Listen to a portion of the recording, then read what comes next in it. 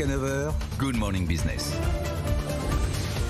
Il est 7h19, notre invité c'est donc le directeur général du groupe BIC, Gonzalve Bich, bonjour. Bonjour. Avec des résultats, donc vous aussi, comme beaucoup de grands groupes français, forte progression, décidément vous avez tous traversé la crise avec beaucoup d'agilité, bénéfice net triplé en 2021, rebond des ventes.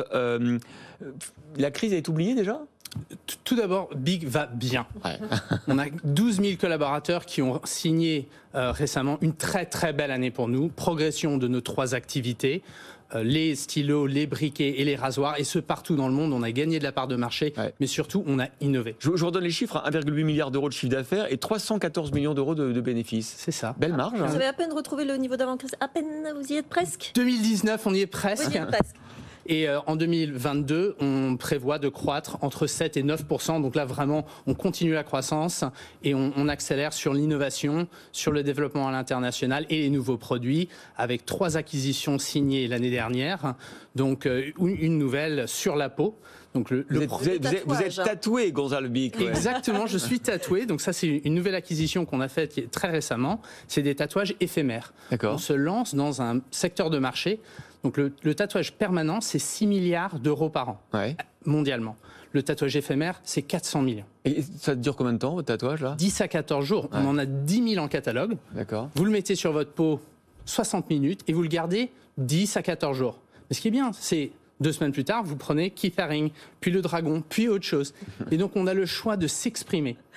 Quand on a refondé notre stratégie il y a 2 ans, on a voulu transformer notre division papeterie, les stylos, en la créativité, l'expression, vraiment innover et trouver non seulement la fonctionnalité que voulait le consommateur dans le produit BIC, le cristal que vous avez à la main ce matin, mais aussi lui permettre de s'exprimer librement. Et on a trouvé que la peau, c'était une magnifique façon de le faire. Et donc, c'est quelque chose qu'on va amener à l'international. Aujourd'hui, c'est une petite pépite du digital canadienne qu'on va pouvoir amener en Europe et beaucoup plus loin dans les années à venir. Mais alors, combien de temps ça va prendre ? Parce que vous êtes, vos produits phares, c'est toujours les stylos, les briquets, qui, vous l'avez dit, effectivement, sont ancrés dans notre quotidien. D'ailleurs, Nicolas Dos posait la question pendant la pub. C'est quoi votre produit le plus vendu ? En volume ou en valeur ? Alors, en volume, c'est les stylos et en valeur, c'est les briquets. Ah, mais alors, comment on fait en termes de stratégie pour passer à des produits non jetables presque, j'ai envie de vous dire, parce que dans les prochaines années, le jetable n'a pas bonne presse, c'est ce que je veux dire. Alors, d'abord, BIC, c'est durable.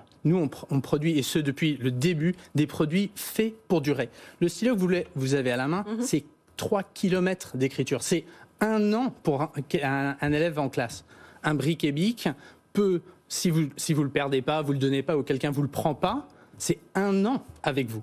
Donc on fait vraiment des produits pour durer. Oui, mais vous avez elle a raison quand même, Sandra, c'est-à-dire que c'est comme du plastique là. À un moment donné, il va falloir absolument.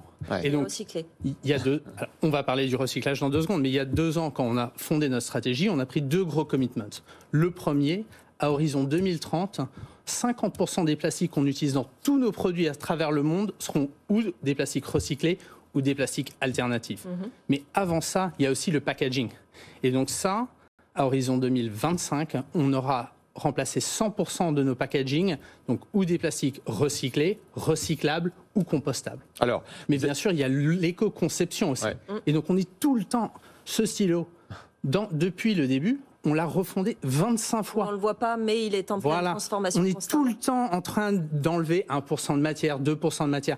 Et c'est bon pour l'environnement, c'est bon pour plein de choses. Tout le temps, les nouvelles matières. Alors, vous êtes un groupe français très, très présent sur le territoire, puisque 50% de votre production mondiale est réalisée dans vos 7 usines françaises. Absolument, et on en est très fiers. Ça va continuer, ça ? Est-ce que la crise que vous avez traversée conforte cette stratégie de forte implantation sur le territoire français ? Et on est sur ce débat en permanence sur la réindustrialisation. Vous n'en parlez pas, vous le faites. Est-ce que vous allez peut-être accroître cette part ? Vous avez, donc on a 26 usines dans le monde entier, 12 000 collaborateurs qui font 30 millions ou plus produits tous les jours pour les consommateurs avec notre marque.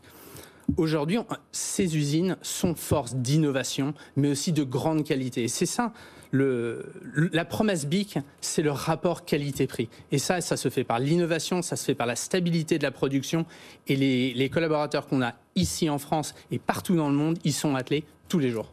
Vous n'avez pas répondu. Est-ce que vous allez accentuer encore cette réindustrialisation ou l'équilibre que vous avez du 50-50 avec vos 7 usines en France? C'est le bon équilibre? On est tout le temps en train d'optimiser. Et aujourd'hui, c'est super important avec le développement à l'international. Les États-Unis en très très forte croissance, une grosse progression en 2021. Et la Chine?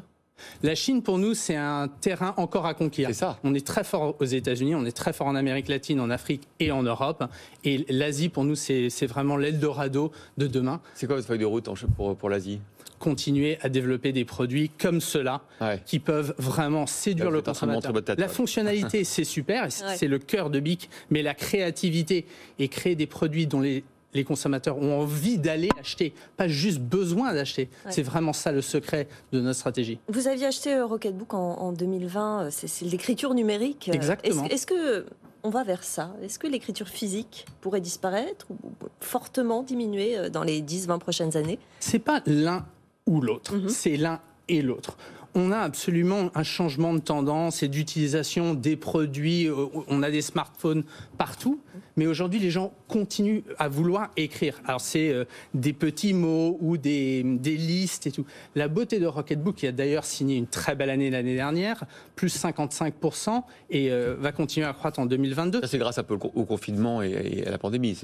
C'est bien, tant mieux, hein. Tant mieux. Oui et non, l'utilisation de ce produit-là est vraiment très généralisée. Donc, non, pas vraiment la pandémie, juste un objet dont les gens avaient vraiment envie d'utiliser et qui change exactement.